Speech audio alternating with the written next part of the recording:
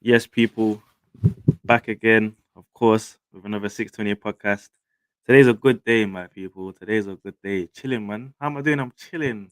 Thank you for asking, guys. I'm smiling, I'm grinning. Life is good. Yeah, I'm hearing some feedback. Don't know whose that thing is. Is that mine?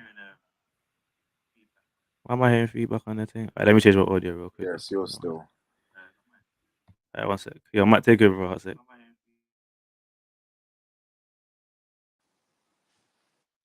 Yo, people, as Kingsley just said, it's good to be back.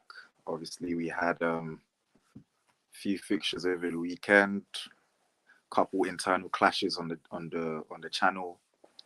Um, we had a game midweek as well against Crystal Palace, which we might talk about, depending on how trigger happy the Arsenal fan is. But yeah, I guess there's no better place to start than to start with the game yesterday. Um, Obviously, Arsenal versus United at the Emirates.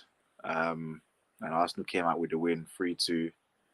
Goals by Nketiah and Saka for Arsenal. And Rashford and Martinez scored for United. Okay, so you ready? That's sorry, bro. I was hearing Saka in. I just started smiling, man. Carry on, man. Proceed, bro. I'm gonna be silent today. I'm gonna be No, humble. yeah, I was just giving a brief intro of the game. Obviously, Arsenal won yesterday. I don't know. Do you want me to go into my take on the game or? Yeah, man. I want to hear you, man's point of view. Of course, man. All right. My So guy, my guy, Matt. what I would say is this: heading into first of all, the midweek game already annoyed me. I didn't actually like the fact that we had the midweek game when we did, not just because of Casemiro, but because I knew that we had Arsenal on Sunday, and so they would have had much more time to sort of rest and prepare for the game. But obviously Casemiro got suspended against Crystal Palace. Um, so heading into the game, we knew is either we're going to see McFred again, or at least one of them has to be in the starting lineup, and it was McTominay that the manager chose. Um, First half, I'm not gonna lie, I thought the first half was good from our perspective. Not to say that we dominated Arsenal, but it was a good away performance for a first half. I think we managed the game after the first sort of 5 minutes where Arsenal looked like they were going to tear us to pieces. I think we managed the game well. The only thing that really annoyed me was we couldn't preserve the lead a bit longer. I feel like after Rashford scored, if I'm not mistaken, it was about maybe 6 minutes before Nketiah equalised through some poor defending from Wan-Bissaka at the back post, which I've always criticised. Even though he's a good 1v1 defender positionally, he's never been great. Second half, I think that was disappointing in my opinion. A couple of the players that had good first halves had disastrous second halves, including Anthony, Ericsson. I thought Weghorst as well kind of faded in the second half. Even Rashford as well. Um, the manager too. I'm looking at the manager a bit because I think he allowed us to experience long periods of time under pressure without making any changes.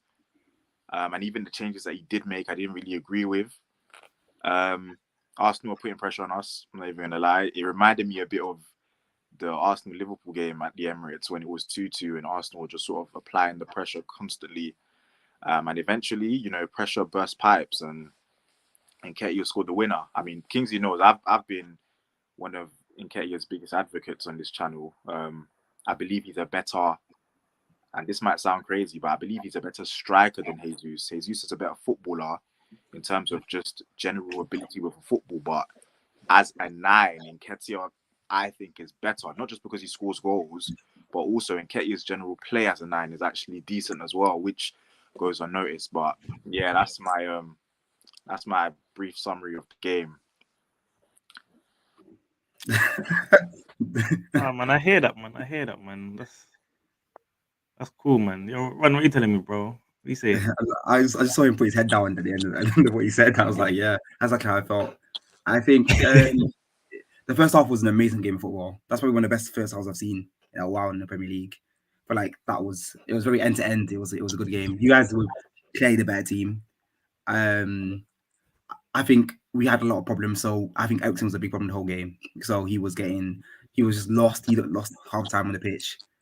And I don't know. I was watching the game. I just wasn't. I just think we tried. We tried better than I thought we would try. So I thought either we're gonna get destroyed or we're gonna win. So it was either gonna go two ways. And I think we did try, but I think at the end of the day, I think not having Casemiro kind of changed the way we played, and we had to literally just defend for our lives, especially in the second half. And you saw the second half when we just sat in our box, just praying for 2-2. And like you said, Ten Hag did mess up, and then I think we should have tried to go for and Garnacho one and try to do something else, because him taking Anthony off of Fred just killed the game for us, and we just sat in our box saying we're gonna actually pray for this 2-2 draw. And I don't know, it was just like I wanted us to try and win. I really wanted to try and win, but I understand where he was coming from as well. Like I think this game made me fully got my manager. I'm fully behind him. I think going from what we saw with 6-3 at the start of the season to us literally playing one of the best games we've ever played against Arsenal. I don't know about you guys, but we played really well for how bad our midfield was. I'm quite locked into Ten Hag, and I think that's our manager for the future. I'm disappointed we lost to Arsenal, of course. I'm gutted. I'm gutted because I thought if we had won the match, we would have been in the title race, and that's what I want. I want us to win titles. I want us to be a title seeking team. So again, disappointed. Really disappointed. Really disappointed we lost the match, but obviously credit goes to Arsenal and Saka as well. What a player! What a player! I think he's world class. I think he's world class. I think watching that game, I just thought that this is a world class player. Like no one could stop him. Luke Shaw was struggling. Our backline strong, and that goal he scored was crazy as well. The celebration, I don't like it. I don't like it, but I respect it. I respect it. Coming to do that as well and score a goal like that is crazy. You guys deserve the win. Oh man, we'll keep it as that, innit? We'll say looking at the next team. Are you mad, bro? Of course. Like I'm gassed in it, but at the same time, like because of the type of season we're having, I'm not surprised. I've been reading a lot of comments, a lot of people's opinions, and I'm baffled. I'll be real. Like you might have kept it pretty much a book, pretty much 100. But a lot of people saying there that United deserved the draw and that it was offside and that the Human played really well. I gotta be real. Like both Human's goals came from our mistakes. Partey giving the ball away, getting done by Rashford, which was nice. Can't lie, Rashford took his opportunity, bagged it. I thought Rashford's goal was better than Saka's goal because that was a clean strike. That was hard. Um, and then obviously the corner, Ramsdale trying to catch that when there's no pressure on him. He literally battling through Arsenal defenders trying to catch the ball. Like I don't know what he was doing there. Didn't like that at all. If that's a different game now and we lose that game 2-1 or something, and Ramsdale does that, like it's jarring, isn't it? And obviously Lissandro got it at the back. Did I expected I don't know when it was 2-2. I genuinely didn't think that you lot would just like try and play for the draw, like because I don't know, maybe it's just history in me, but I'm still seeing I still know the United team that want to come out and win in it. Um, I said Arsenal got lucky, you should have won. That's cap, bro. That's cap. We didn't get lucky, bro. We dominated. We absolutely dominated. Whether that's in possession, attacking threat, final third touches in the box, like we dominated. I'll be real, and like I think people are starting to actually finally put respect on Arsenal because every time there's another test. In fact, some people are saying, "Oh well, they got City to play twice." Another test. We'll see what happens. But I'll be honest. That was the best game of the Emirates we've had. Like that was the toughest game. Like we had to grind for that win. And you're right. I do give massive props to Ten Hag because we saw Ralph come in with that squad, even with the GOAT Ronaldo, as Matt would not like to hear that, and he wasn't really doing anything with it, and I feel like he was a bit lost. I feel now, I think Ten Hag at the moment he understands the players that he has, and he's more looking at results than attractive football, and I get that because at the end of the day, it's a results business, and I think until he gets the kind of players he prefers and the players that you got get familiar with the style of play that he wants, then we'll start to see a different kind of United. Probably even next season. Like a lot of people saying 2 3 years. I don't think it will take you man 2 3 years. I think if you guys have a good summer window, clear out some of that dead wood. Because I'll be real, like when I saw when I saw players like McTominay and Ericsson starting. That gave me a confidence boost. Of course, Casemiro was a big loss, but I wanted to actually play you guys with Casemiro because I want you guys to be your best, innit? I don't want United fans to turn around and be like, oh well, Casemiro wasn't there. It would have been a different game because when we didn't have Partey for the first fixture, I wasn't there saying, oh, we don't have Partey. No, no, I wanted the game in it. So um, unfortunately, Nketiah. Matt, I'll be real, bro. I doubted him, innit? I doubted him. You told me he had the keys, innit? I'll apologize here. I'm not gonna be one of those fans that are like, yeah, okay, yeah, man, my guy. Because I'll be real. I was in start of the season. I was in Kaya out. Last year I was Arteta out. I'll be real. I'll be real. I'm not gonna be those fans that are moist. I'll be real. I wanted these men out of the club. But I didn't think these men would answer. But no one expected the kind of season we'll be having now. Like no one expected that. But I still think you man can. Thing is, like a lot of fans today are too reactionary in it because literally 2 games ago you're 1 point behind City. It's a different narrative, and now there's 2 games have been played. It's like, oh no, United are nowhere near. I wouldn't say that's the case. I wouldn't say that's the case at all. Obviously, you guys played the extra fixture in the week. Got to do that again with Barca, which is even tough. I don't think you guys had the squad depth. When I looked at you guys' bench went against us, I was like, this is a really poor bench. Like, there's not one player that could like who's proven that could come off that bench and do something. And I thought I'm still confused with the signing of Weghorst. And Anthony still hasn't even proved a quarter of that price tag. I know Ganacho doesn't play right wing, but I said, bro, I would have played him right wing because he's dangerous, man. He makes things happen. He runs at players, and he runs at players in a direct way. Anthony will run to that corner flag, turn around and pass it. What's the point? And then there was a couple of occasions he came onto the left wing. Rashford and Weghorst would have been in for a simple goal, and he couldn't even make the pass. And then he crosses it in, it goes straight to Ramsdale. I'm like, bro, you look attractive on the ball, but what you can't even do a simple 10-yard pass. So I feel like you guys get a couple. Maybe Sancho comes back and he's on job, but yeah, man, I think you lot are gonna have a strong end to the season. I don't think these 2 games are gonna predict what's gonna happen. You definitely get top 4. Liverpool and Chelsea are not getting top 4. I don't know if you man watched that Liverpool Chelsea game. We're getting to a sec, but yo, them man are not getting top 4. Man. But thank you for a very entertaining game. Thank you for the 3 points. Yeah, just before we move on, now, just like in terms of what you just said, I think in with regards to our goals, even though, I mean, yeah, you could argue that they came out of you lot making mistakes, they still required quality to execute. Like Rashford still had to nutmeg Partey and still had to execute the shot properly. And also, Lissandro's header, don't underrate that header. He's dinked literally the whole line of defense with his head, bro. That's not an easy thing to do. I don't think he would do that again if that opportunity presented itself in another game. Like that was one of the hardest things to execute. In terms of Saka, because obviously I know I've kind of been I'm not gonna say I've been a critic of Saka, but I've always kind of told people to relax with the thing. And not gonna lie, bro, I don't know about you, Kingslee, but that goal surprised me. I don't think he's ever scored a goal like that before. Like that, because I would say, as someone who's watched him since he burst onto the scene, shooting is probably one of his worst attributes, I would say. So that, when he scored that, I couldn't believe it, bro. Like, that was, to me, I was shocked. I was shocked as well, can't lie. I know man want to act like Saka's been doing this since he came through, but that was a shock to me. And obviously, to do the Rashford celebration, I rate it. Like, it's, it's football, it's rivalry, it's, it is what it is. But nah, you guys did your thing. I think the problem with our midfield yesterday was McTominay is a liability on the ball and Eriksen is a liability off the ball. So we, as a midfield collective, we just didn't have any balance. Whether we were on the ball or off it, we had someone lacking in one area or the other. And with regards to Anthony, I'm officially worried, bro.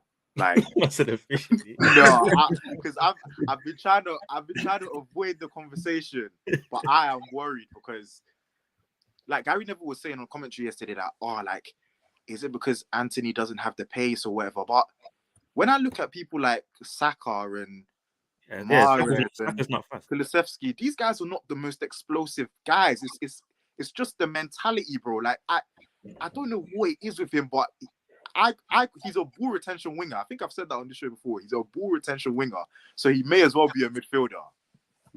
He's like, you know what he's like? He's like the Edison he's like the outfield version of Edison.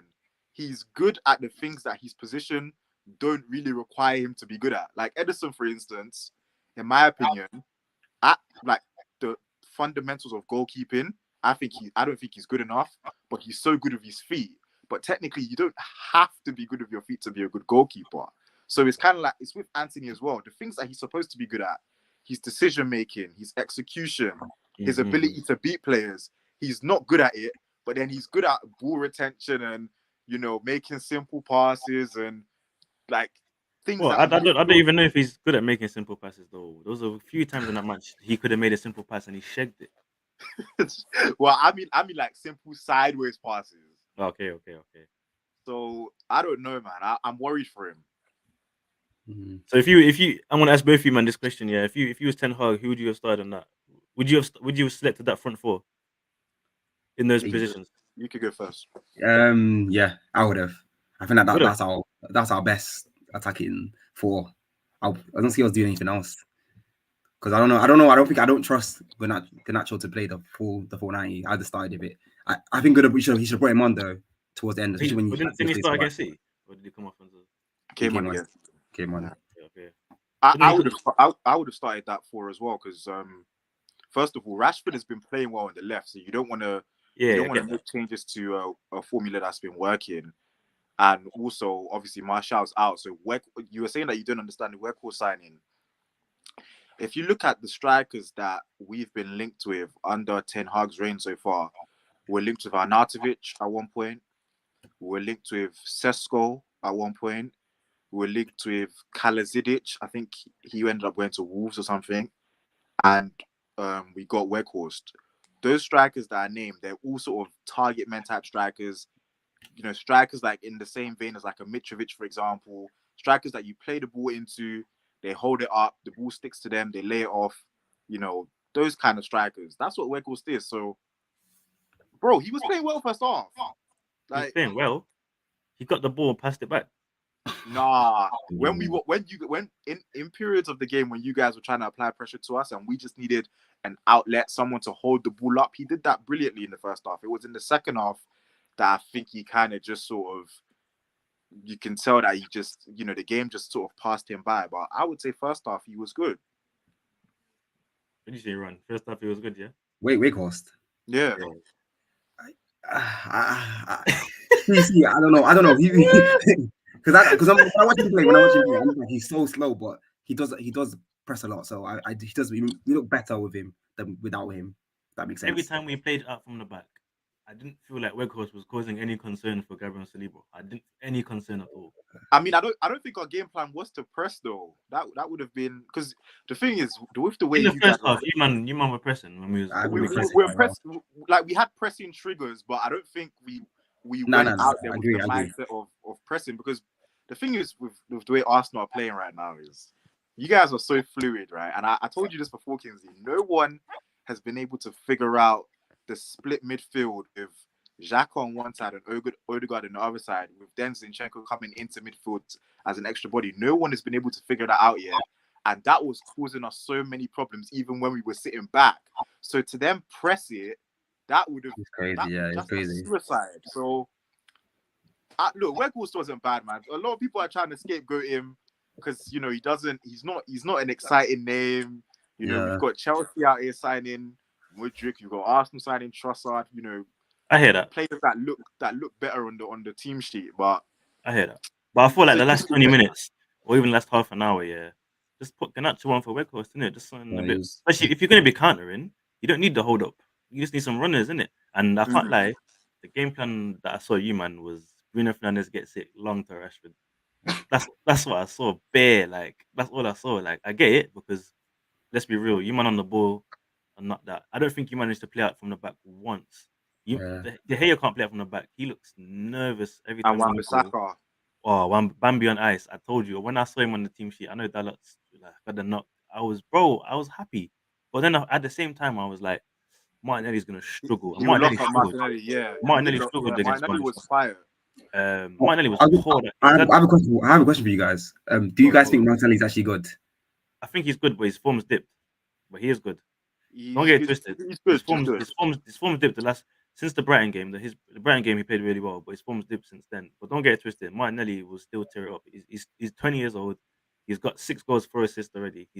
Allow him, innit? Allow him. He's gonna come good. But with the Trossard signing, it's only gonna make Martinelli better. I hope so. I hope so. But I thought Ben White had a poor game.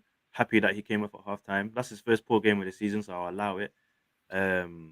Especially with him on the yellow card, I was like, listen, it's risky. And when I saw Tomiyasu, and I was like, yo, that's much better because Tomiyasu will be a bit more defensively rigged, and he's not on the booking, so he can make that yellow card challenge if he needs to, if you man on a dangerous counter. I thought Partey had a really poor game.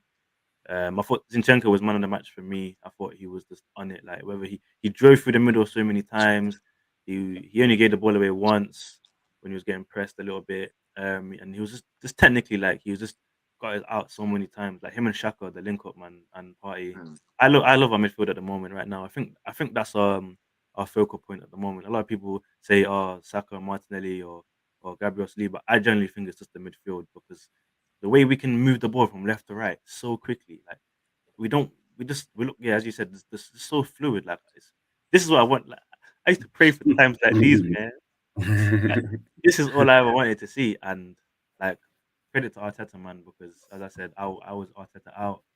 Certain players that are in the squad now, I didn't think Shaka and Ketia didn't think would be good enough, and they've proven themselves in it. So, man, it was nice to see. It was nice to see. Obviously, we've chopped up a lot on Arsenal United. It's a bit. I think it was such a big one because it's the first time that we've both been in form and in the top four and played against each other. So it was very much anticipated, which was good to see because I loved the rivalry. But then again, can't lie. Back in the day, you man used to the spankers. I used to hate playing you man. But Eight twos, five what's back in the nils, day? three.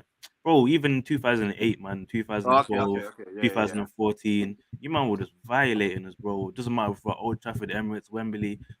I used to hate playing United. Like Chelsea, we might get the odd result. City were dead back then. Liverpool were dead back then. Spurs were dead back then. But United, bro, I used to hate playing you, I man. mean, I mean, to be fair, during those days though, there wasn't really a rivalry. When there was a rivalry, I think we only did like really beat you up once, and that was the 6-1 in I think 2001 or something. But Yeah, because the rivalry dropped because we lacked yeah, steady, yeah.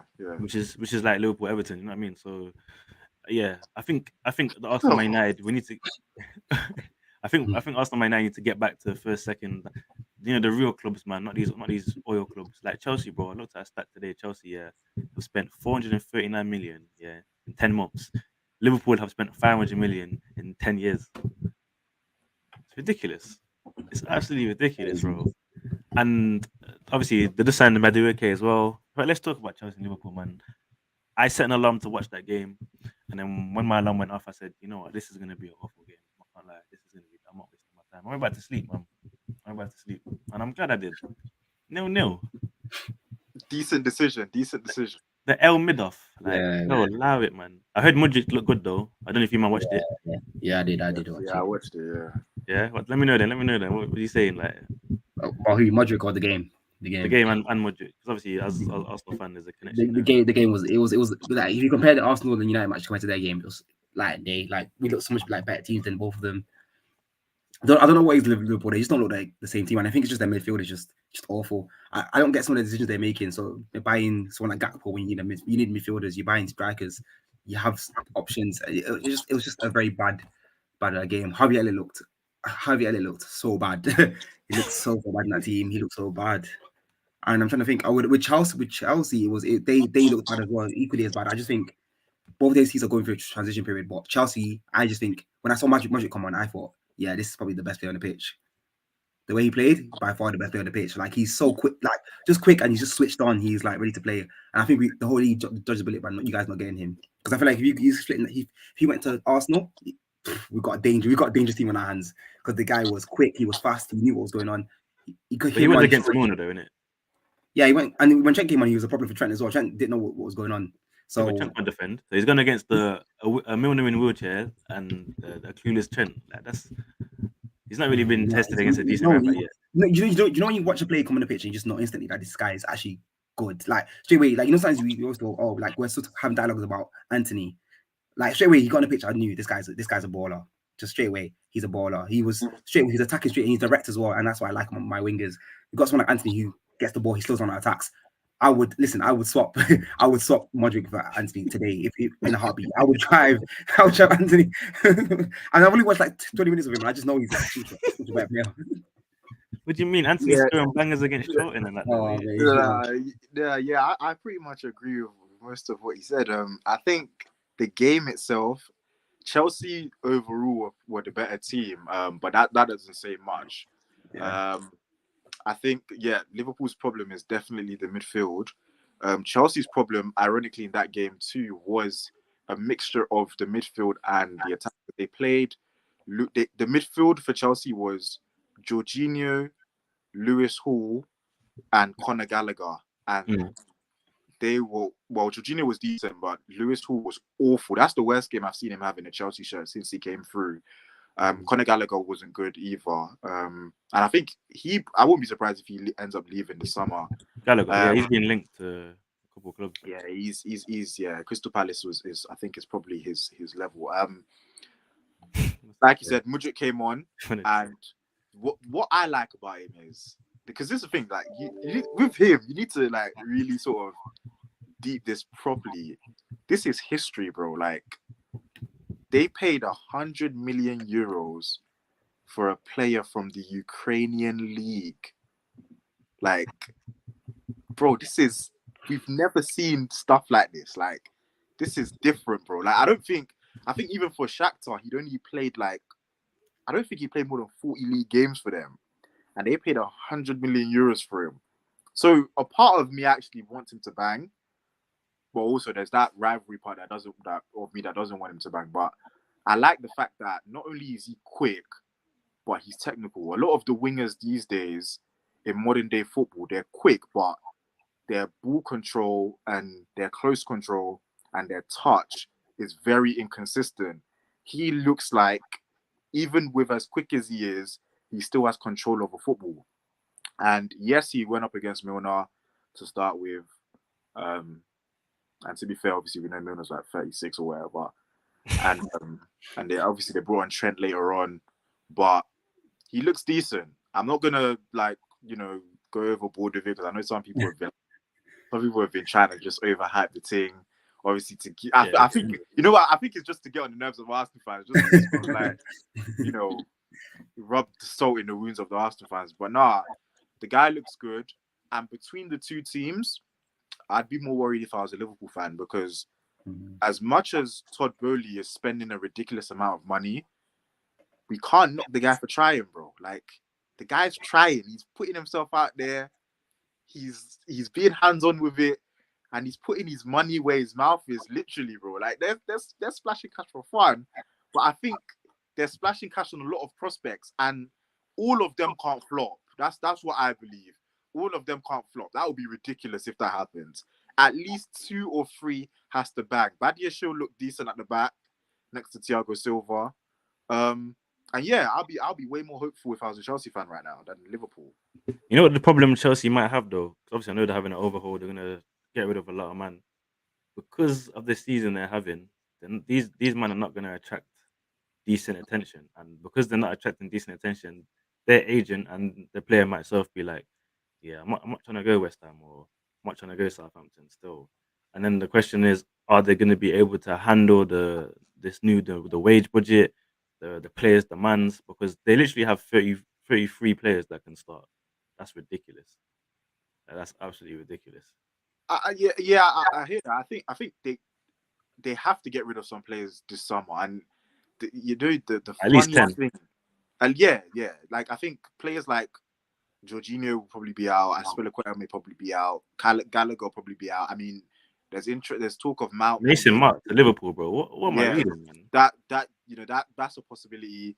But what I would say is, like, it's so funny how football works sometimes, because Sterling left City because apparently he was promised, game time, and he wasn't getting it and stuff. He's gone to Chelsea now. This guy could end up being on the bench for Chelsea,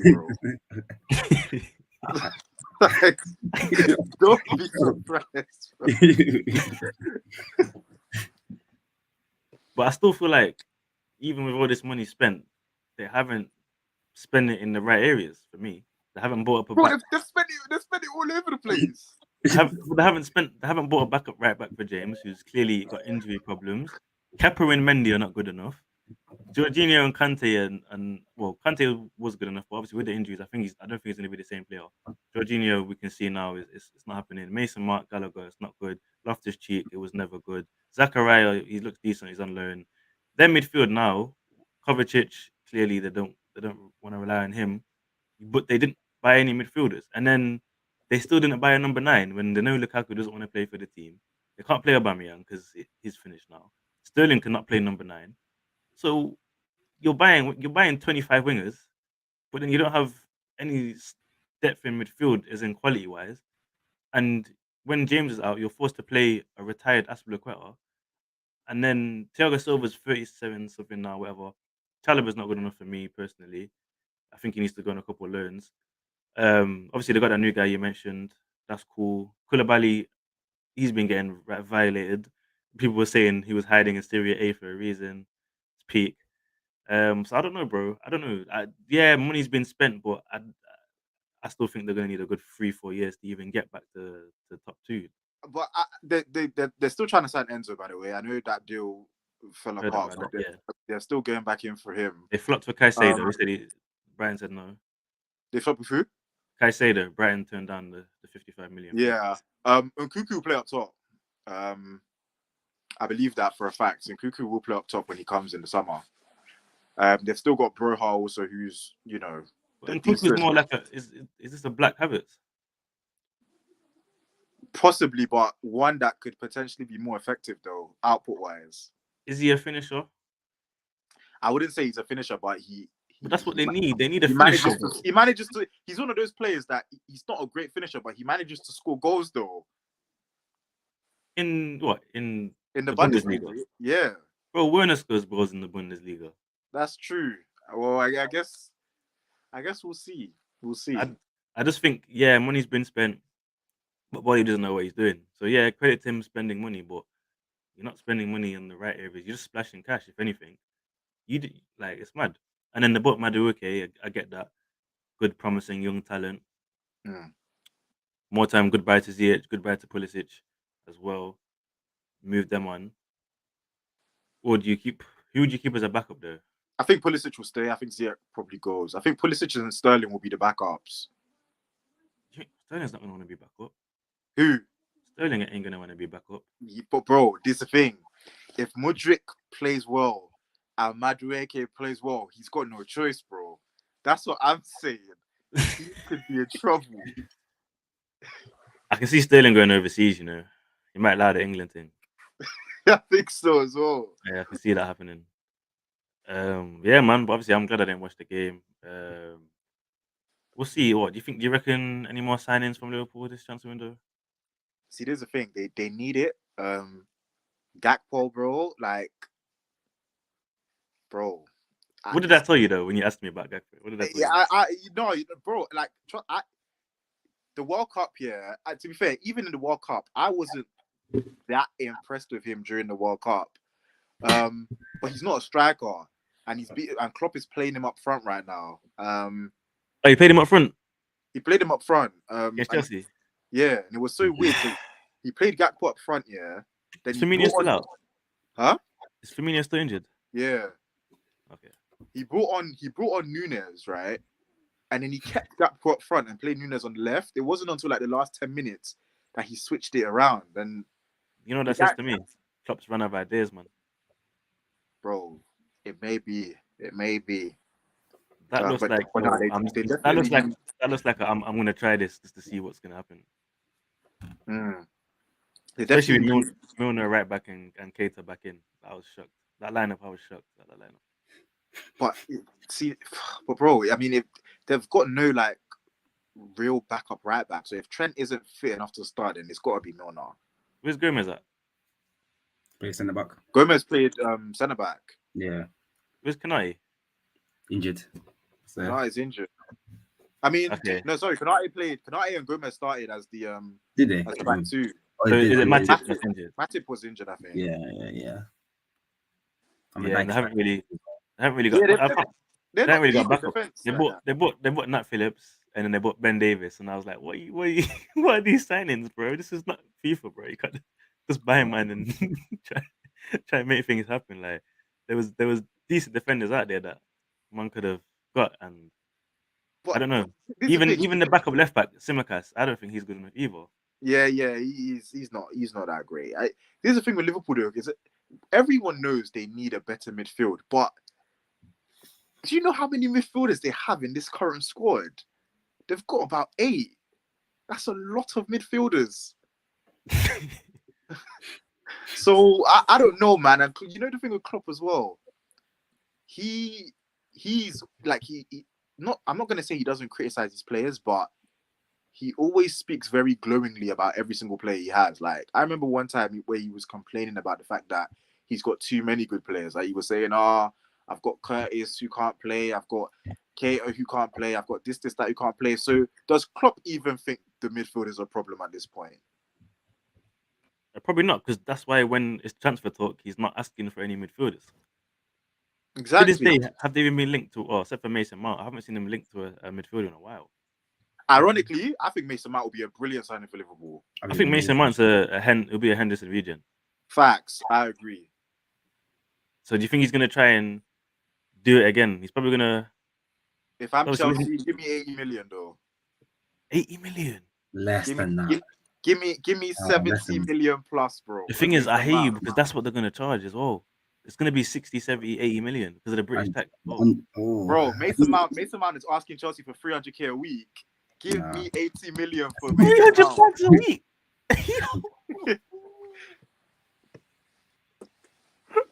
Because literally we're seeing how important it is for Liverpool to have legs and energy in midfield. So therefore, give me 80 million for Mason, bro. Like it is where it is, fam. That is why. I mean, I hear that. The more time we'll do that. But for me, yeah, Liverpool need to strengthen that midfield and they need to get that attack lineup clicking because I don't think they're linking up, man. I didn't think Mane was gonna have an effect like this, bro. It's mad. It's mad. Because on that left wing side, obviously without Diaz as well, I don't see anyone getting 15, 20 goals this season on that left side. Not at all. And Firmino was bagging, to be fair to him. Mm. I really don't think Nunes was the answer. I think Klopp or Liverpool just did that because they wanted to rival City with Haaland as best as they could. I don't think they actually. I think they just signed him to rival with Haaland as best as they could because they weren't going to get Mbappe. There was rumors about Mbappe, but that wasn't going to happen. So they went for the next big hype. But I think with Nunes, yeah, when I watch him play, I'm just like if he learns to finish, if he learns to score these chances, he's going to be literally he's going to be a world class striker. But he can't strike the ball properly. He just looks terrible, uncomfortable. But the thing is, he can volley mad though. Yeah, out of nowhere. How are you getting this clean connection with these first time volleys? You know what's mad? The guy's like he's still in 1 and 2 as well. That's what's mad about it. He scored like 10 goals. So imagine if he gets it together, it's gonna be crazy. He's gonna be a crazy striker, but he's still young as well. Yeah, I hope he doesn't get it together. I hope he doesn't get it together. Personally, me, I don't hope he doesn't get it together because that's my ops. So it might be a mentality thing though. It might be a mentality thing. And I can't lie, I'd say the last 2 years, I haven't seen Klopp improve players like he did when he first came in the first 2 years. That's a conversation that no one's been having. Yeah, like the way he improved Hendo, the way he made Trent look like a superstar. Ronaldo, the way he got the consistency from Salah. I haven't seen that improvement in the last 2 years from anyone. If anything, I've seen a decline. I've seen Van Dijk go down. I've seen Fabinho go down. I've seen Alisson make more mistakes. I've seen Trent just be exposed. And I'm like, so is this the part where we look at the coaching stuff, or is it a mentality thing? A lot of people say, oh, they're burnt out, or because of last season, because they only got 2 out of the 4 cups they were trying to get. It's too much for them emotionally. I'm like, bro, forget all that, man. Forget all that. I can't lie. This burnt out business, I'm not getting it. Yeah, okay, they played high press football, but it's a physical league, and like everyone's working towards being fitter. And let's not move like everyone's 34. So this burnt out mentality, I'm not getting it still. Salah for me, I, I feel like I think he's lacking ambition. I can't lie, because he's done everything. He's done everything. So like, you don't have that same drive. Like when he first came in, he had that drive. He wanted to get at people. He would take risks. He's not doing that now. I mean, I think with regards to your point before about Klopp improving players, I remember one of like the main sort of things that people would praise Klopp for. I remember someone saying Klopp has been making £30 million players look like £100 million players, whereas Pep makes £60 million players look like £60 million players. And when I look at players, especially the young players, when I look at the likes of Curtis Jones, of Elliott, of Carvalho, I mean even of Nunes and stuff, like these players to me don't look like improving. Even Thiago, I think Thiago even said that the one thing he's learned since coming to Liverpool is how to run, bro. Like how is that the only sort of thing that he's been able to take away whilst he's been there? But with regards to Salah, right? I think part of the reason why Salah has, like, it seems like he's not at it the way he has been in the past is because of, I think, the inclusion of Nunes. And I know people have said, oh, like, surprisingly they do link up well together. Yes, but it's only within certain formations, because Salah sees himself as a striker now. Salah isn't a winger. Salah doesn't take on fullbacks and dribble past players. Salah runs in behind and gets in the box. He's basically a striker now. But with Nunes there and Klopp still trying to play 4-3-3, that pushes Salah out wide, and it forces him to be a winger because he's playing with a 9 who's not a Firmino that's actually looking to set up for Salah. He's playing with a 9 that wants to be set up for. Yeah. Facts. I think the demands are different. This is what I mean. This is why I was surprised by the Nunes signing. I thought, if anything, you'd want to try and replicate a Firmino signing. Which, and funny enough, I thought, if anything, Liverpool, if they got Gabriel Jesus, that would have been perfect for them. That would have been great. That would have been excellent for them. But City would have never sold to Liverpool. Yeah, no, facts. But that type of player, though, because the Nunes thing, that's why I just think the Nunes thing was trying to match Haaland, but he's not changing anything to kind of cater around. I mean, even if you just need to change the ethos, bro, the culture, and do a little 4-4-2 thing, Nunes and Salah up front, I think that would bang. Yeah, remember he was doing that before. I think against City he did. They were playing like a 4-4-2 diamond or something. They were doing that before, but for some reason now he's got. I think since Gakpo's come in now, he's gone back to the 4-3-3, which I hear that. To be fair, against Arsenal, the Emirates, he played 4-2-4. Yeah, I thought that was wild, but yeah, man. But they played better. They dominated you in the first half, though. They outplayed you lot in the first half. I wouldn't say that outplayed us. I'd say it was balanced. They controlled. They were in control of the game in the first half. For like half an hour, not the first half. But for the remaining half an hour, they were more in control than us. But second half, we just took them out of the water, innit? But let's not dwell on our past. Let's not dwell on our past, even though we won. Well done, Watson. Obviously the last team in the, well, if you even want to regard them as a top 6 team. Oh no, we haven't spoken about City yet. We'll talk about City, then we'll talk about that awful team Spurs. I thought City. I watched the game. Haaland's a joke, man. This guy, bro, 25 goals and it's January. Like, it's ridiculous what he's on. Like, I know he's not technically great. I know he's not attractive to look at. I know he's not gonna be, but he's a machine when it comes to in that box. Another hat trick, 4 hat tricks. It took Aguero almost like 8-9 years to get 4 hat tricks. Man was done this in a few months. Like, this guy is an animal, and even when City are not playing the best that they can do, my man's still just scoring goals. Like, him and De Bruyne, the link up's mad, and I feel like he's just a cheat code. I can't lie, because if they bought a striker, like, let's say they had Alvarez up front as their main striker now, City would be like 4th or 5th. I disagree. You disagree? Yeah, same. I disagree. Yeah, but you deep in it. Alvarez would not be on 25 goals. He wouldn't. But that doesn't. He'd be on right now. He'd be on like 9 or 10. That's 15 goals out. That's a lot of points dropped. And last season they won the league without a striker. I hear that, but they played a different game plan to cater for that. That's what I'm saying. So essentially, with bringing him in my opinion, it's almost like they've sold their soul to get him in, like in a weird kind of way. Because don't get me wrong, the guy is a freak. Like, I think statistically, what he's doing at this age, I don't think has ever been seen since like R9 was at like PSV, and then when he moved to Barcelona and stuff like that. So like what he's doing is freakishly different, but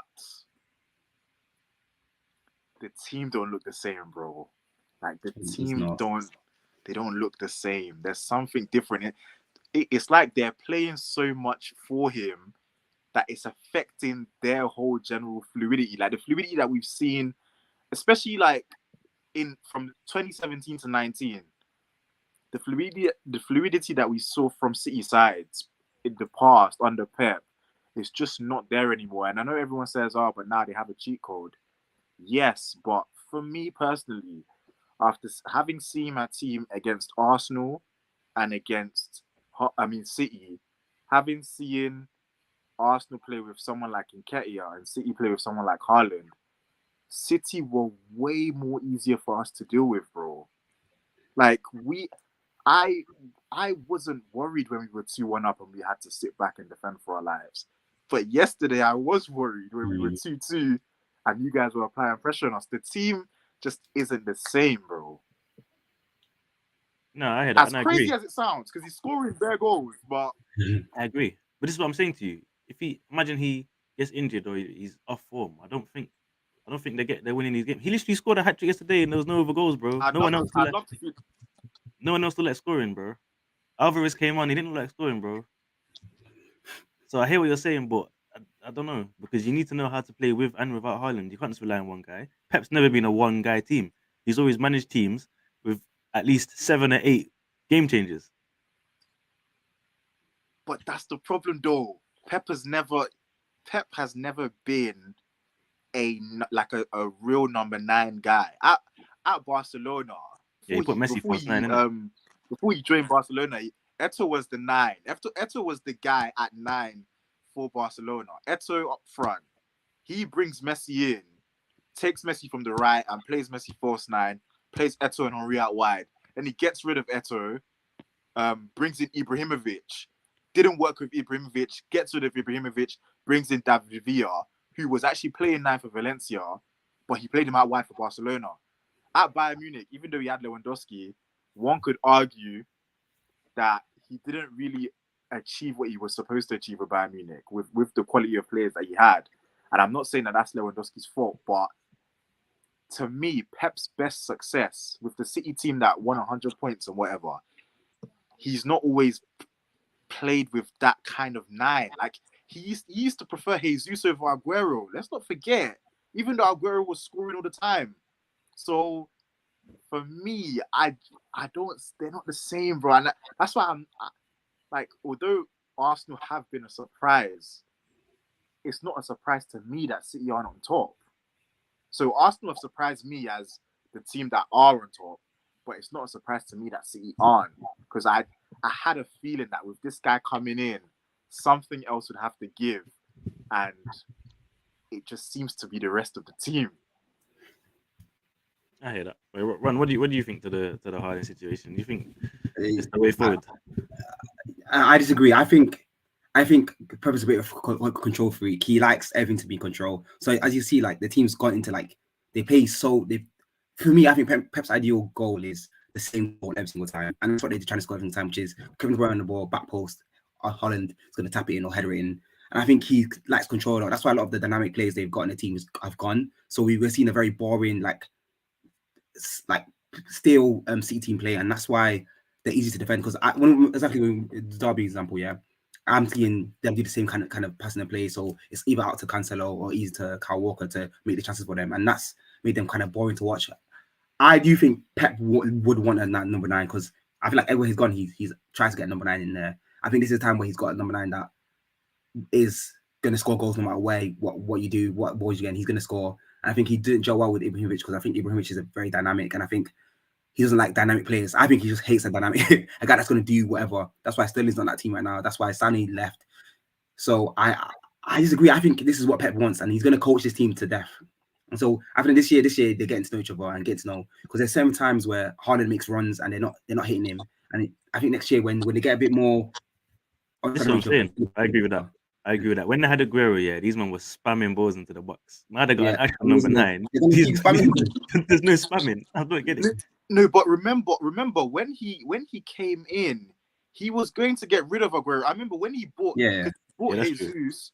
He bought Jesus in a January. No, he bought Jesus in the summer, but Jesus joined in a January window, and he was gonna get rid of Aguero and basically essentially make Jesus the 9. And obviously we know what kind of striker Jesus is. I do not think that Pep is a 9 guy. I think, honestly, I think what happened was, and obviously this is just my sort of opinion, so it's probably, I would never know if it's true or not, but I think that the Champions League collapsed because everyone said, when they flopped in the Champions League semi-final with Madrid, everyone said, they need a 9.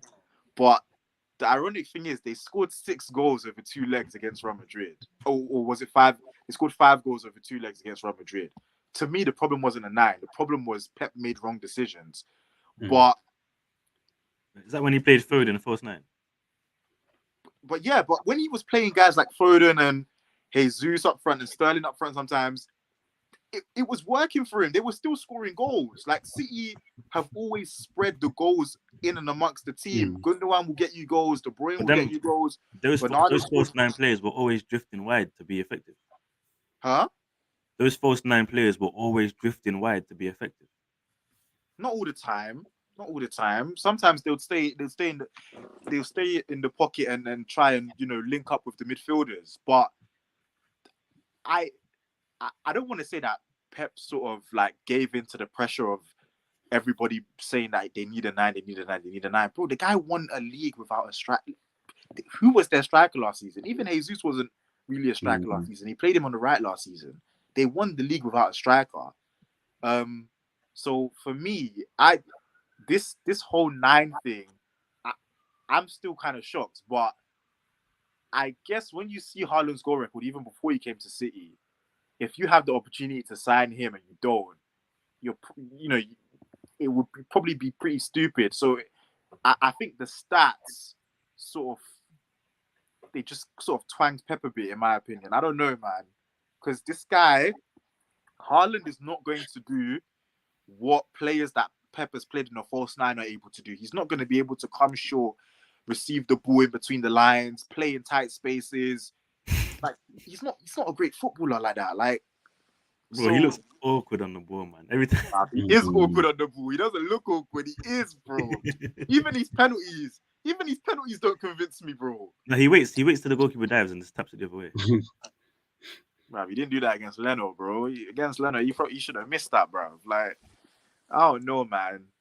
I don't know. And it's funny because the two most successful managers over the past 4 years, in Klopp and Pep, their most successful teams didn't play with 9s. All of a sudden, both teams decided to get a 9 last summer, and now both teams aren't where they should be. You might be right. You're right about that. Yeah, you're right. When you think about that, it's true. It's very true. But I like a 9. I think I love that era of 9s. There's so many world class 9s that we've not had in years, and I don't mind going back to it. I can't lie. I don't mind going back to it. There's been a major drop off in quality 9s. Yeah. Even with even with United now, I think United are looking for a solid 9. They've tried with Lukaku, Martial didn't work out. Obviously, there's been links with Kane, but I'm hearing Kane wants to carry on not winning anything at Spurs. And then obviously he must know something we don't, bro. Maybe they're bringing in, like, listen, I don't know. I don't know. Maybe they're getting like some kind of investment, or you know what I think it is. I think he's got so comfortable at Spurs. He's just like, "Bun it. I've scored bare goals. I'm just gonna jump here. I'm the guy. I'm the main man. Start. I'm the leader." Some players are like that. Look at Gerrard, man. Kept trying to win the Prem. Stayed. No, but remember, Gerrard tried to leave Chelsea in 2006. Mourinho wanted to buy him. Mourinho wanted to buy it. Gerrard tried to leave, but the Liverpool fans weren't gonna have it, bro. He basically got forced to stay, essentially. Okay, you're forced to stay, you big age. Bro, do you know what the Liverpool fans would have done to him if he went to Chelsea? Yeah, it'd been crazy. It'd been crazy. It'd been He's crazy. not even a direct rival like that. No, remember they were. That was when like Rafa and Mourinho were having their little thing, and Chelsea and Liverpool were meeting in like Champions League semis and Carling Cup finals and that. No, they had a little thing going on in like the mid 2000s, but. Don't be twisted. Gerrard tried to leave, bro. Like everyone labels Gerrard as like this Mr. Loyal. He tried to dip. All right, maybe he wasn't the best shot, but Kane in fact tried to dip one. Several Bro, times. Gary Neville at the golf course and that, bro. He was trying to leave. yeah, I hear that. Obviously, everyone goes through like different mental challenges and that, but I feel like he's just accepted his fate. Well, he's an idiot, in my opinion. Like obviously not on an IQ level.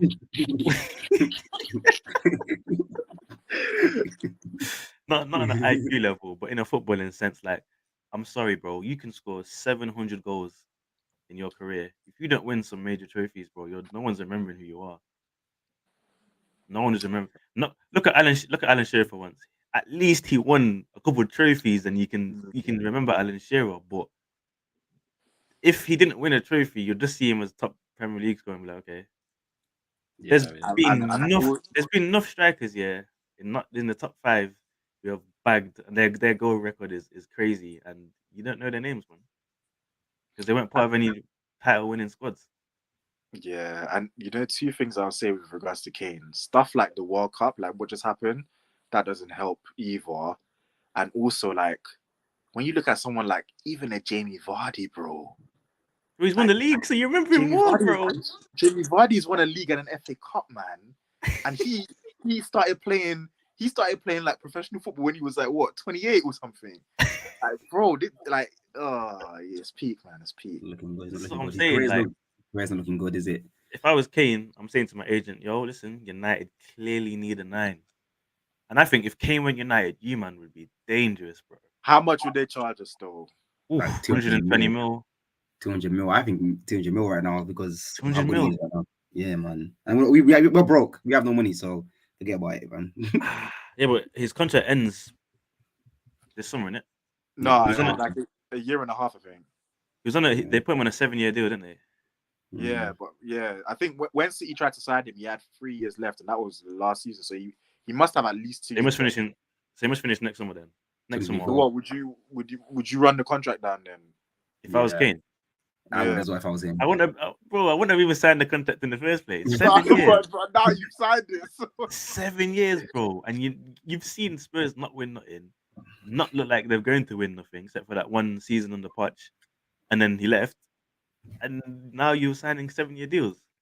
I don't know. Obviously, as an Arsenal fan, I love to see it. In fact, let's talk about Spurs real quick. That's the last game we'll talk about before we do our predictions for the next match. So yeah, Spurs. Fulham. I think what did it finish? 1-0 to Spurs. 3-0. 1-0. Oh, 1-0. Oh, 1-0. You know what? Yeah, that's a big win for Spurs. I can't lie. Because Fulham are playing all right now, and they're knocking about near Spurs. That's a massive win for Spurs. That's the kind of standard that they should be looking at, being teams like Fulham and Brentford. I don't think the top 6 for them right now. No, honest opinion. I think Spurs have been the worst against the top 6. They even lost to Liverpool. Yeah, they've got. Is it 1 point? That was at Stamford Bridge. Did they rob that point as well? I'm sure they. Or was it the other way around? Yeah, someone pulled Cucurella's hair in it, and they scored. Yeah. So they robbed that game. They got handled by us twice. They lost to United. Bro, they're actually the worst team in the top 6. And these Spurs fans were coming for Arsenal fans at the start of the season, saying we're going to finish 10 points above you, man. You man bottled it, and we're in the Champions League, bro. I think Spurs are generally the worst team in the Champions League. I don't know about that. You don't think so, yeah. In the round of 16, who's the worst team in the Champions League? Let me check. No, you're probably right. I'm telling you, Ron. I'm telling you, my guys. Spurs are the worst team in the round of 16.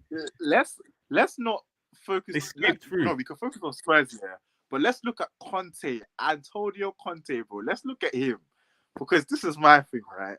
I know I missed last week's show, so I wasn't able to talk about the Arsenal-Tottenham game. Who was that guy in midfield that he played that I'd never seen Who, before? Pablo bro, against Arsenal? Pablo Sarr. Listen, he's- Bro, who's that, it was bro? just- Where it was did he just- come from? Bro, Conte's a madman, you know. First Premier League start against the leaders. Man switched him in the deep end. Where bro. did So this guy doesn't want to start Jed. He doesn't want to play Jed Spence at all. He said that Jed Spence was a signing for the club. Yet in a North London derby, he plays this Sabra who I'd never seen in my life, bro. To be fair, I can't lie though. Sarr didn't have the worst game. Like he wasn't even that bad. He was alright. He was a passenger in that game, bro. Bro. But that's what he probably got asked to do because being next to Højbjerg, you already know Højbjerg's not going to bring any creativity. You're going to have to do all the sideways passing. I mean, the forward passing because I don't think Højbjerg has hit 2 forward passes in one game. But like, I don't want to Conte. Yeah, I know a lot of people saying he's a serial winner. He's this, he's that. But yeah, Chelsea. When he was with Chelsea, he had a serious team. When he was with Inter Milan, he had a serious team. With this Spurs thing, he's not got a serious team. He keeps trying to do this 3 at the back. How can you be playing 3 at the back every game and have the worst defensive record in the top 10? But you're playing 3 at the back. You're supposed to be that defensive, rigid team. And then you're playing against Arsenal, who you know overpack the midfield. So Zinchenko, Partey, Odegaard, Xhaka. And you put 2 in the middle. Yeah. what? What did you expect to happen, bro? Like, I don't know. Spurs for me right now. I know Chelsea, Liverpool in the mud, but Spurs are in the mud, man.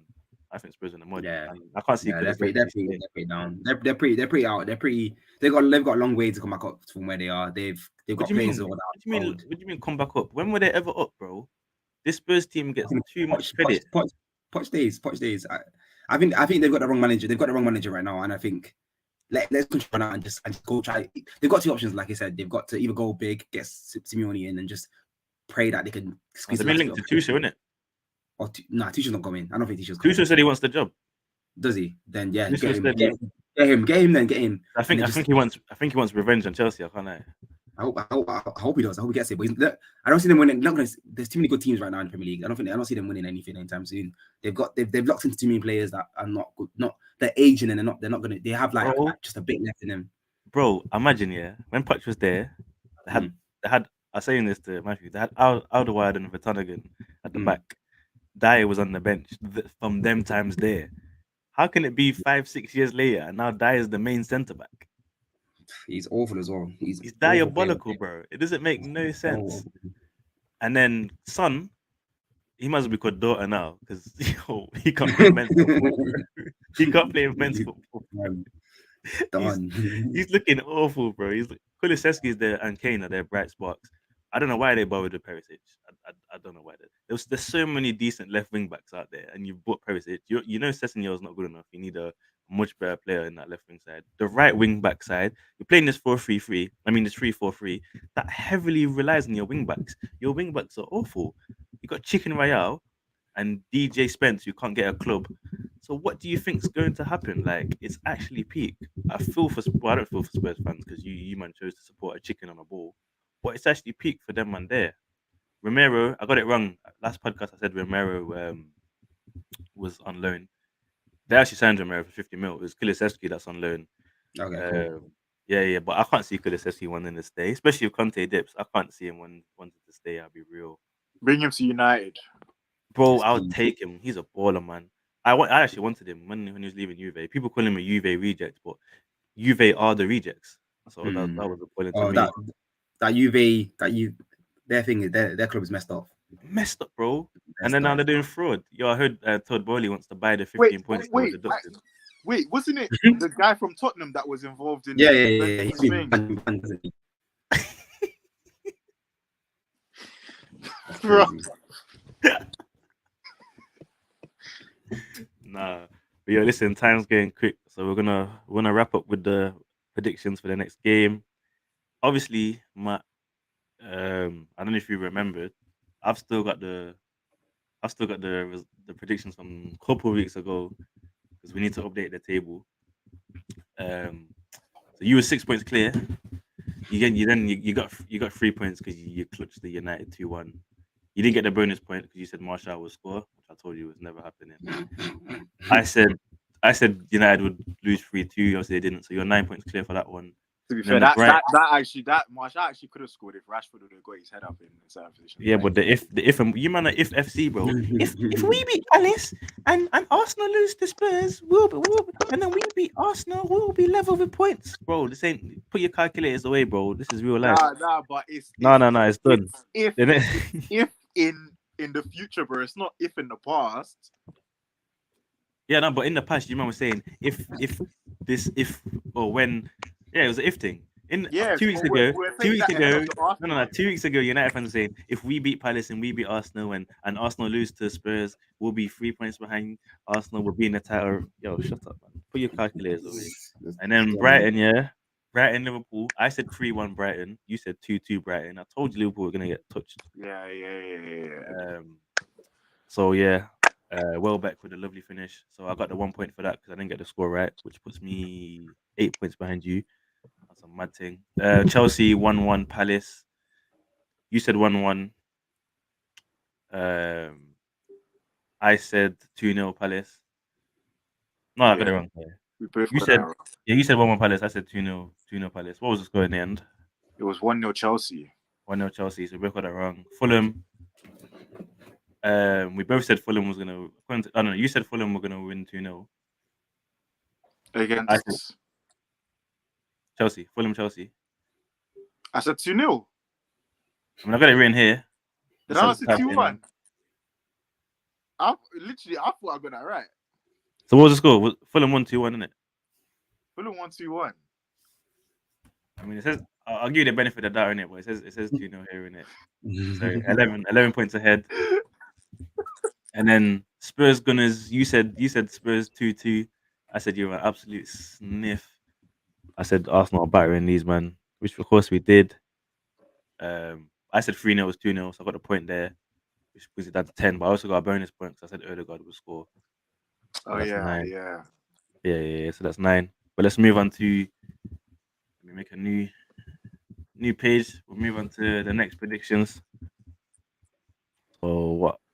Saturday. But no.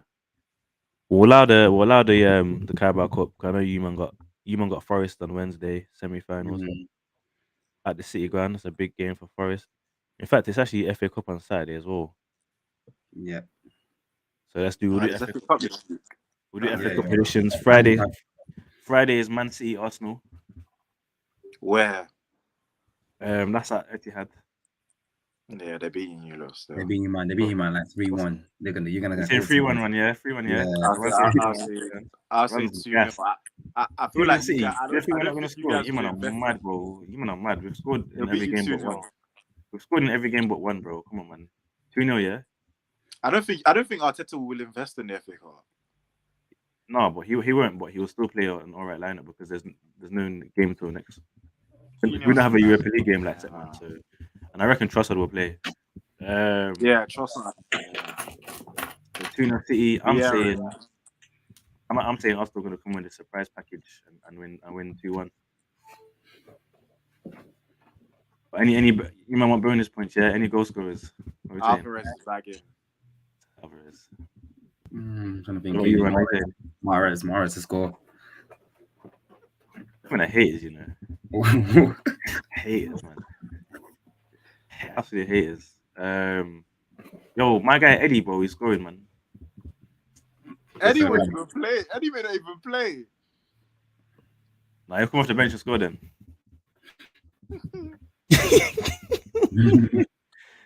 Saturday, Preston, Tottenham. Where? At Preston's ground. I think Preston. I'm going to go for an upset, you know. I think you man are read. Yeah, I think Preston's got it as well. I think Preston's got it as well. I'm going to talk about, bro. 1-0 win, bro. Trust. You want to read? Alright, what? I'm saying 2-1 Preston as well. You want to disrespect. The mad thing is, I can't even predict a scorer because I don't know any of their players, but it's fine. 1-0. No, I don't think Spurs will lose. I'm going to say 3-0 Spurs. Because you want to read, bro. Oh my gosh, disrespect. And then Man United Reading. Watch the Yeah. bias now. Yeah, we're winning 3-0 still. At Old Trafford. Yo, You think man, so? Under Reading like that, you know. Reading I ain't don't know. Charlton. I don't think we are either. I think it might be like a 1-0 with some straight through. Is ready. Reading are not Charlton, I'll tell you that. We're playing way too many games. We're playing way too many games. And Scoring. how do you know that? Huh? How do you know that Reading got charted? Bro, Reading are right, man. Reading are right, man. Yeah, 3-0 still. What are you saying? Run, go score. 1-0 United. 1-0 United. We're going straight through. You score. We've got too many Garnacho, yeah? games. We got way too many games. Garnacho, yeah. Great. Matt, what are you saying? Who's scoring? Garnacho. Garnacho again. I'm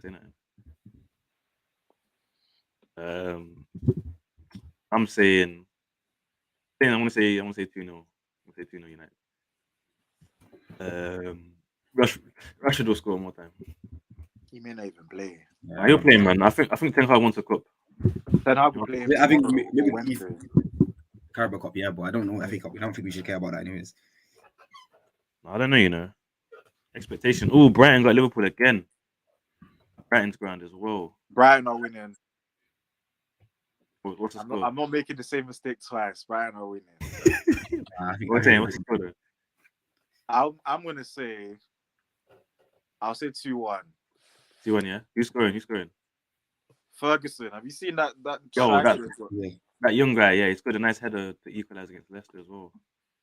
Who's saying run? I think Liverpool are going to smash them, you know. I just think they're just going to be on it. I think it might be 4-0 Liverpool, you know, like 4-3-4. I think Liverpool are going to come and smash them, you know, just as a revenge. 3 or 4-0. What are you saying? 3-0 Liverpool. You're going to be on job. I need whatever you're on, bro. If he gets that right, yeah, bro, I don't know. Yo, if you actually, yeah, tell you what, yeah, I'll even do this. You're included in the table run. If you get that right, one game. I'm 9 points behind Matt right now. Yeah, if you get that on, bro, you can be 9 points behind Matt as well. Moms, if you get that right, you can be on the same thing. Bro, that's wild. I'm gonna say 2-1 Brighton. Still, I think it's gonna be a closer game than it was last time because I feel like Klopp will learn a few things and make some changes. But I still think Brighton will win, and I think what's that guy's name? That Japanese brother, was it? Matoma. Bro, did you see his goal on the weekend? Yeah. He's not looking like a fluke. Still, that's he's the reason why the manager had no problems letting Trossard the goal. I can see why, bro. I can actually see why. To be fair, Lallana said the same thing, but what does Lallana know? Nah, Lallana, man. Wait, who Chelsea got?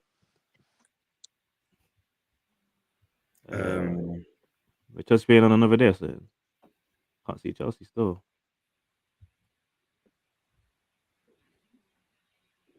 Wait, they're not playing on Saturday. They're not playing on Sunday. Sure they're in the competition. Wait, is this the fourth round? Oh crap! This is the fourth round. Did they get knocked out? I don't know. I can't remember, but I don't know. I'm gonna have to Google it real quick. Nah, Chelsea didn't get knocked out. You're lying. I don't know, bro. You never know, fam. This is the fourth round. Yeah, so that means there was a. Oh, they lost to City, bro. They lost to City. They got slapped 4-0 by they City. did lose to City. Yeah, they're out, bro. They got packed. Wasn't it 4-0? Yeah, it was. They got. Yeah, so there's no Chelsea prediction, unfortunately, for the first time ever, guys. Wow. Saying less. So I can't remember the specific points you're on, Matt. We'll just say you're on 30 and I'm on 21. Okay, cool. You're well behind. Yeah, I'm well behind, man. Matt was clutching them still. He's clutching them. Yo, guys, it's been good chatting up with you.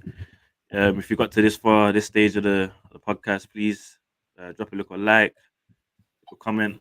Let us know about what you think about the things we discussed, and also who's having the best transfer window at the moment as well. It's still January, still 7-8 days left of the window. Before we leave, obviously you man are both United fans. Would you want to see any more additions or any more people to leave right now. We're broke. We got no money. We're broke. We got no money. So don't even think about it, guys. Don't even think about buying anymore. We've got Hey, no money. fantasy football, innit? Fantasy football. Who would you wanna? Who would If I you could buy? sign, if you could sign one player right now, who would you buy? Paul Pogba. There you go. For fans. You're playing fantasy football for fans. A fit one. A fit Paul Pogba. Yeah, for fans. No, I don't know. I don't even know who to get. You got anyone? You got anyone, Matt? Who would you buy? That's a tough one, because Yeah. there's no point of saying a striker because we're not getting a striker in this Yeah. window. Yo, don't see it in. Let's look at it a different universe, the multiverse thing. Yeah, you might have got 500 million in the bank. You sign Mbappe. one player. Mbappe. Like, if I would Mbappe, we'll never win him. So.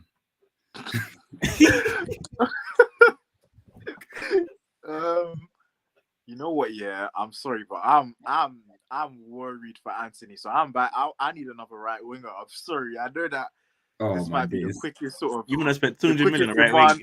the quickest demand for a replacement ever, but bro, get me a new right winger, man. Well, who? Well, in his head he's saying Saka, but he's like, no, I can't say that. I mean, I was gonna say Kulusevski, but bro, get me. Yeah, I'll take Kulusevski. You're mucking it. You're mucking it. This is how I know. This is how I know you man just hate Arsenal. You're mucking it. Oh. You would take Kulusevski when Saka's right there. I said you can sign anyone you want. You have 500 mil. You'd rather choose Kulusevski over Saka. That's why I know you man just hate Arsenal. Yeah, but I've already told you that I think Kulusevski's better, bro. So I don't know why you're acting surprised. Yo, smart whip is killing my people, bro. Anyway, listen, we're gonna end the broadcast there. Yo, in fact, I want to make that the debate on the Twitter, innit? Kulusevski or Saka. But you know the thing, a lot of people are just gonna jump to Saka because Saka's he's the poster boy for the British media now, bro. Because a lot of people have sense, bro. Nah, a lot of people don't. Let's be real. Saka's better than him. Saka's comfy better than him.